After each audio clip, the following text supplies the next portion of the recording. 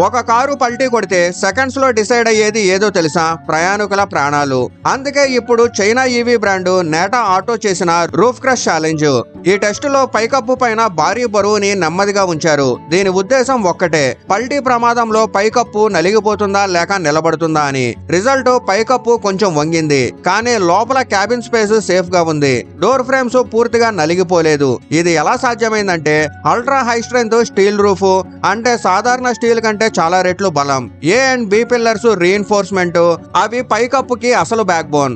లో distribution design, బరువు ఒక్క పాయింట్ లో కాకుండా మొత్తం బాడీకి పంచుతుంది. ఇంకా ఈవీ అడ్వాంటేజ్, బ్యాటరీ కింద ఉండడం వల్ల లో సెంటర్ ఆఫ్ గ్రావిటీ, పల్టీ పడే ఛాన్స్ తక్కువ. ఈ టెస్ట్ ఎందుకు అంత ఇంపార్టెంట్ అంటే రోల్ ఓవర్ ప్రమాదంలో తల పూర్తిగా పైకప్పు బలం పైన ఆధారపడుతుంది. కానీ ఒక క్లియర్ విషయం గుర్తుంచుకోండి, ఇది అఫీషియల్ ఎన్క్యాప్ టెస్ట్ కాదు.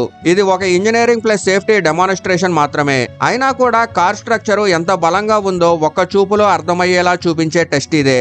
ఓవరాల్ గా కార్ కి ఎయిర్ బ్యాగ్స్ మాత్రమే కాదు, ఇంజన్ మాత్రమే కాదు, అసలు హీరో కార్ బాడీ స్ట్రెంగ్త్.